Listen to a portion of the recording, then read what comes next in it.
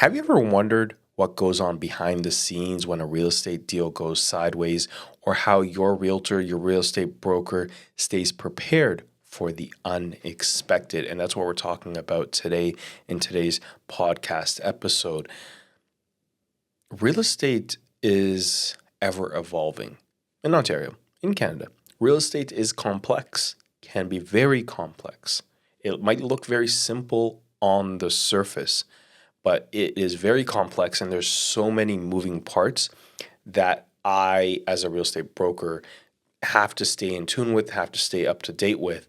So to me, being a really good real estate broker, it's not just about helping people find property and sell their properties. It's about protecting my clients and the risk they might not see coming. So I'm always thinking 2, 3, 4, 5, 10 steps ahead. How do we help our clients avoid risk that they don't even know about yet? So there's a number of ways I kind of like educate myself and I like to stay prepared. And a lot of my friends that are in real estate, I'm like their go-to person.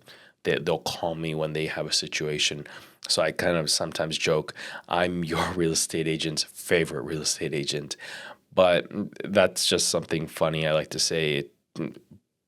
The reality is I've spent the last 11 plus years studying real estate, and I continue to study and continue to stay up to date. So there's a number of things I do, right? One of my favorite things to do is reading court cases and actually discussing those court cases with other people. So court cases can create precedent in law.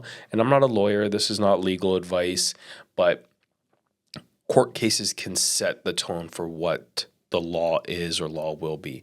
And there's a couple different types of court cases I like to read, and I've read hundreds of court cases related to real estate in Ontario and Canada. One type of court case I really like reading and kind of staying in tune with is when a deal goes sideways, it falls apart. So there's a number of reasons a deal can fall apart, but usually it comes down to two things. Either the seller has changed their mind, so it's time to close or it's not time to close, but the seller has changed their mind. They don't want to sell the property anymore. And the other reason is the buyer's got cold feet, can't get financing, whatever it is, the buyer's not able to close on the property. So that's one type of case I love reading and just seeing what's happened. And there's been a number of cases. I've read cases where the buyer was, not the party that won the case, or the seller wasn't the party that won the case, although it might be similar to another case. But there's always some like fine-tune details within those cases that kind of, it's because of this happened, or this property is very specific that this happened. So I love reading court cases, and it just helps me stay prepared. It helps me understand the law. And I never provide legal advice to my clients, but it helps me guide my clients on when they should obtain legal advice. Hey, I see what's happening here. I think it's important you speak to your lawyer, and here's some questions that you might want to ask and think through with them. So that's one thing I love doing, is reading court cases, and those are just some examples of court cases. And then within real estate, and real estate's a regulated profession in Ontario, I'm a member of the Toronto Regional Real Estate Board, and I'm a member of the Ontario Real Estate Association. I'm a member of the Real Estate Council of Ontario, and there's a bunch of rules that we need to stay up to date with. And on top of that, I'm a member of the Canadian Real Estate Association, which also has its own rules and code of ethics. So I need to know all of these rules. I need to stay in tune with them, and I need to stay in tune with them as they change in their application. So one example of this might be, you want to sell your house, but you only want to sign a listing agreement for 30 days. Great. You want to sign a listing agreement for 30 days? I can't put it on the MLS, because the MLS rules on where I'm going to put the listing if it goes on the MLS is it needs to be a minimum of 60 days. So that's one thing, but no, not a problem. You want to sign a 30-day listing agreement with me. You're giving me 30 days to sell your property. We can sign an exclusive listing agreement. That's the other option. It won't go on the MLS. You're okay with that, no problem. But guess what? If we sign an exclusive MLS listing, the Canadian Real Estate Association has a rule. So before, it was my board who has a 60-day rule. But now if we sign something less, an exclusive listing, the Canadian Real Estate Association has a rule that if I publicly market your property, and this is a residential property, for sale property, that if I market it publicly, meaning, I put up a sign, I post it on the internet, etc., I have 3 days to put it on the MLS system or I'm going to get in trouble. I'm going to get fined, etc. So that creates a situation. So if it's a residential property for sale, well, I can market it, but I can't publicly market it. So we need to talk about, well, how I'm going to be marketing your property, but not doing it publicly. So there's people that need that anonymity or, they really protect their privacy for a variety of reasons. But the thing is, I can help you navigate that because I understand how it works. I don't have to tell you, I don't know, or I don't have to come back to you and say, yeah, I know we signed a 30-day MLS listing, but my office says I'm not allowed to. It has to be this, right? The thing is, I understand the rules. So I can help guide you. And another thing I do professionally is I volunteer and get involved in organized real estate. And I've been volunteering in organized real estate at the Toronto Regional Real Estate Board by being on committees and task forces. So I've been on task forces or I've been asked to be on them and I've served on them. I've been on the professional standards review roster and currently on the hearing panel, which means I get to see all the mistakes other salespeople make and why they made them. So I know what to avoid. And I've also, served on the MLS technology committees and rules, etc. So I understand the technology that's available. I know everything that is available that's going to help you as my client. And the next thing is I've been involved in real estate education for a number of years now in Ontario, training people who want to get into real estate, but also training people who are already in real estate. So being in that teaching mode, it forces me to stay current. When a student or someone in one of my sessions or workshops or classes asks me a tough question, well, guess what? I need to know the right answers, and I love being able to give them the correct answer.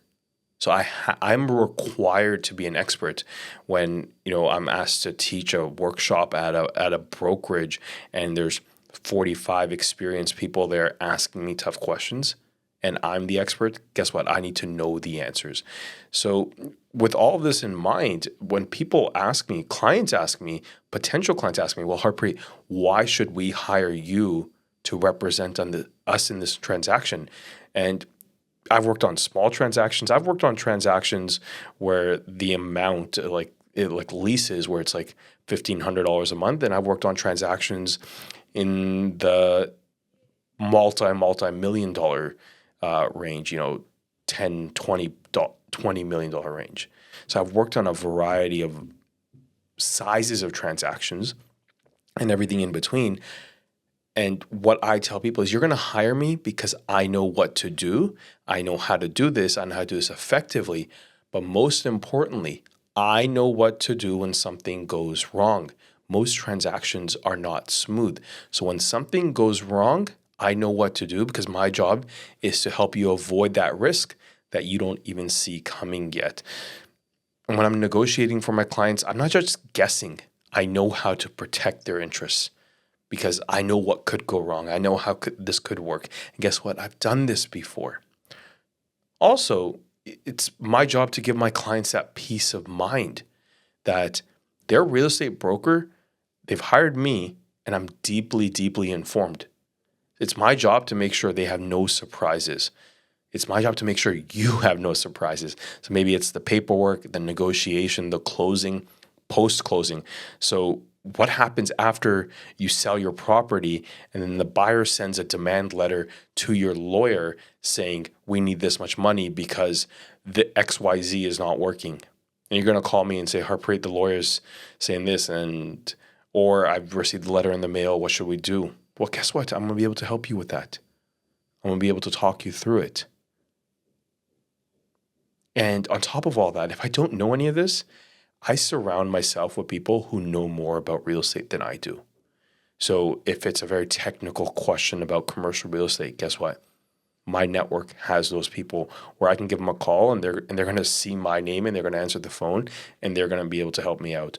Or it's other people that are involved, so like lawyers, inspectors, engineers, appraisers, mortgage brokers. I have a really, really diverse network of people that I can put you in touch with.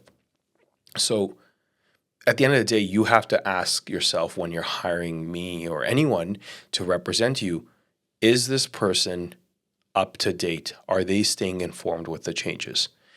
It's one of the best ways to know that you're in good hands. At the end of the day, my clients, they're in really good hands.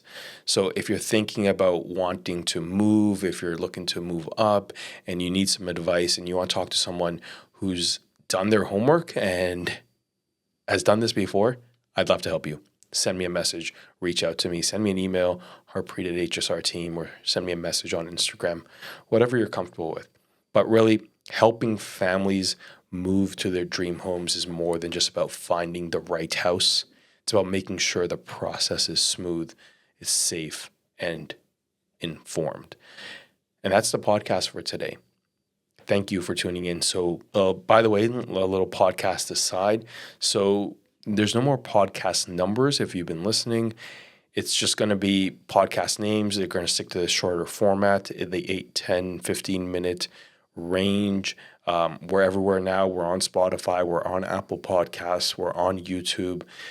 And also on the HSR website, you can find the most recent or all of the podcasts and a little write-up. So usually I'll do a little write-up about the topic and it'll go on the website. So I want to thank you from the bottom of my heart for listening, watching, subscribing. So it's that awkward time where I got to say, if you're on Spotify, you're on Apple Podcasts, please follow, subscribe, leave a rating, leave a comment. On Spotify, you can leave comments on the episodes. I really appreciate that. But if you made it this far, just send me a message. Let me know that you made it this far, that you're listening. Let me know what you think. You like the podcasts. You like these videos. And if you're on YouTube, you can also hit follow, hit subscribe, leave a comment. But until next time, I'll see you then.